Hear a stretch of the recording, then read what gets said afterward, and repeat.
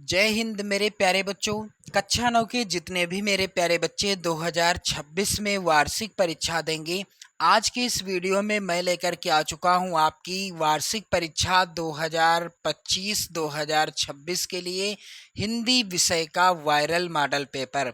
मेरे प्यारे बच्चों, पेपर कैसा आएगा, पेपर का पैटर्न क्या रहेगा, किस तरह के प्रश्न आएंगे, सारी चीज़ें आज के ही वीडियो में क्लियर हो जाएंगी। तो चलिए मेरे प्यारे बच्चों, यहाँ पर एक चीज़ आप लोग ध्यान दीजिएगा।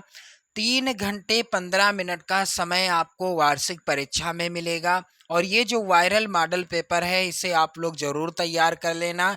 बिल्कुल इसी तरह का पेपर आएगा। प्रारंभ के 15 मिनट परीक्षार्थियों को प्रश्न पत्र या प्रश्न पढ़ने के लिए निर्धारित हैं। नोट के अंतर्गत ध्यान दें। दूसरा नोट है मेरे प्यारे बच्चों, प्रश्न पत्र 2 खंडों में विभाजित है, खंड आ एवं खंड बा।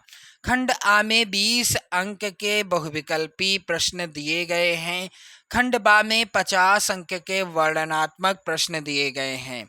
प्रत्येक प्रश्न के सम्मुख निर्धारित अंक भी अंकित हैं।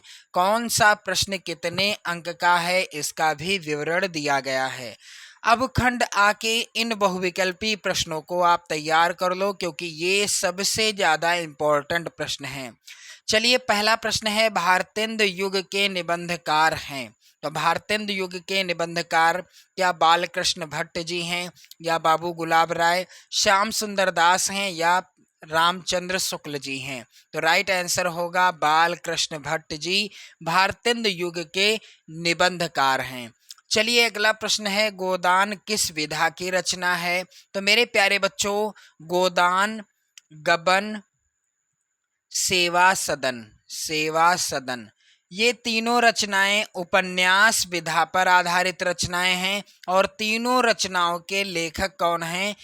प्रेमचंद, यानी मुंशी प्रेमचंद जी हैं। अगला प्रश्न मोस्ट इंपॉर्टेंट है मेरे प्यारे बच्चों, सेठ गोविंद दास द्वारा रचित व्यवहार एकांकी में कुल कितने पात्र हैं? तो क्या 5 पात्र हैं, या 4 पात्र हैं, या 12 पात्र हैं, या 10 पात्र हैं? तो सेठ गोविंद दास द्वारा रचित व्यवहार एकांकी में कुल 4 पात्र हैं। यहाँ पर दूसरा वाला ऑप्शन सही होगा।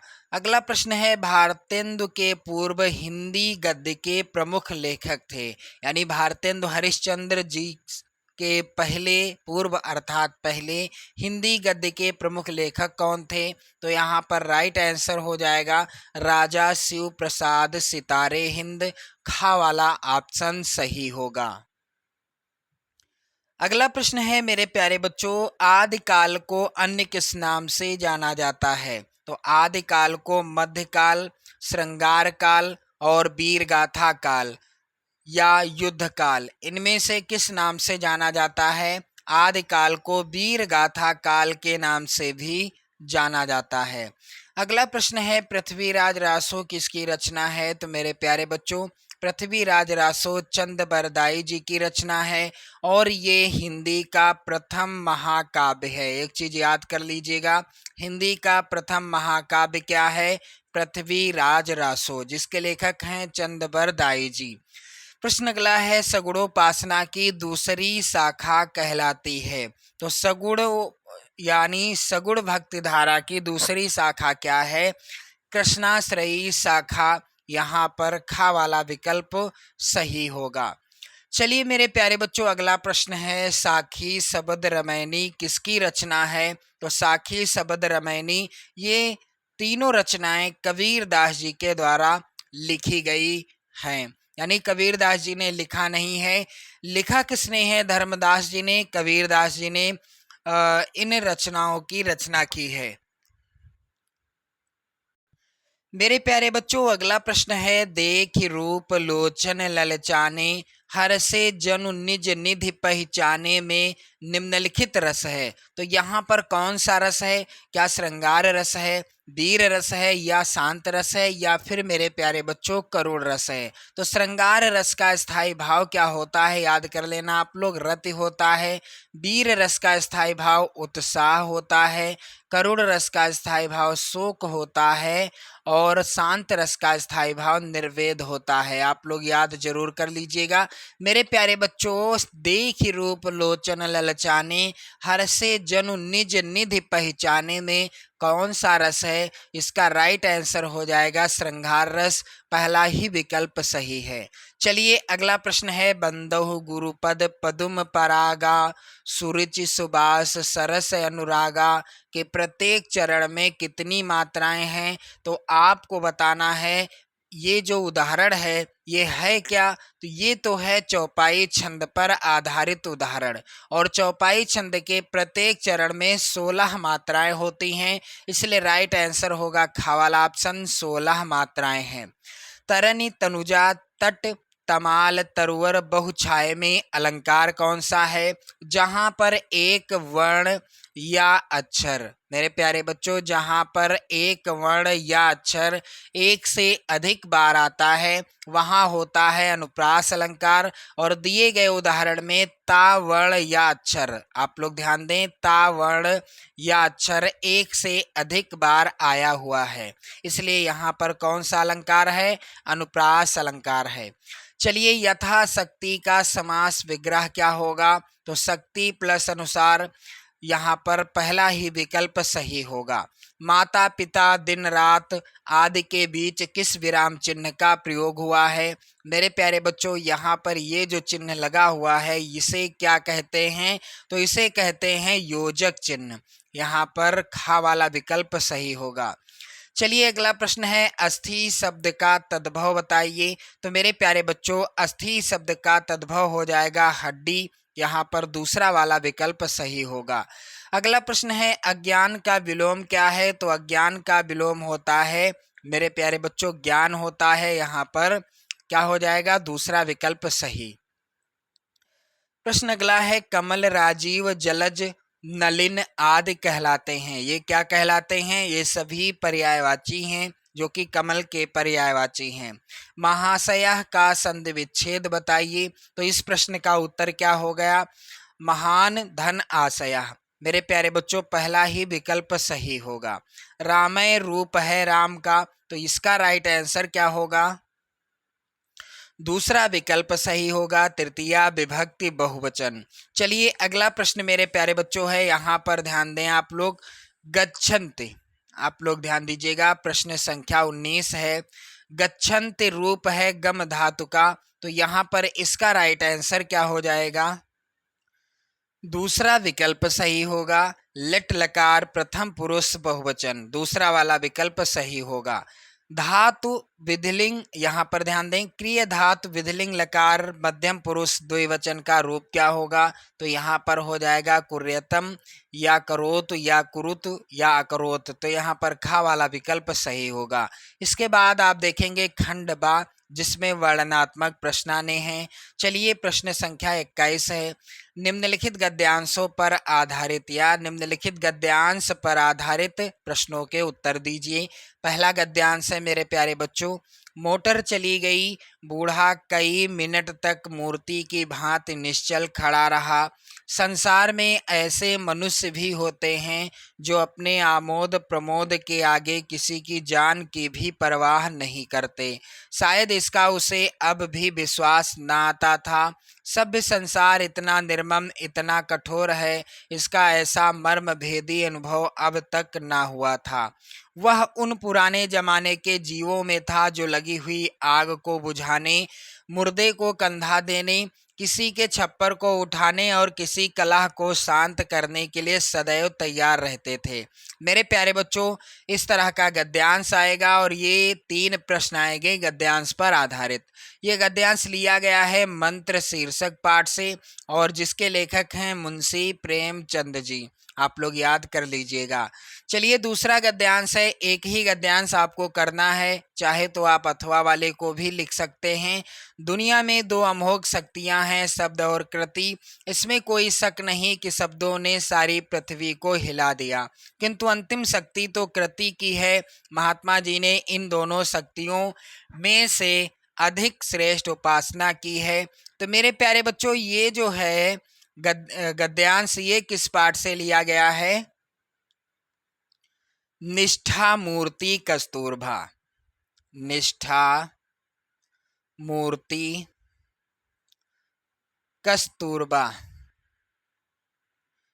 और इस पाठ के लेखक कौन हैं?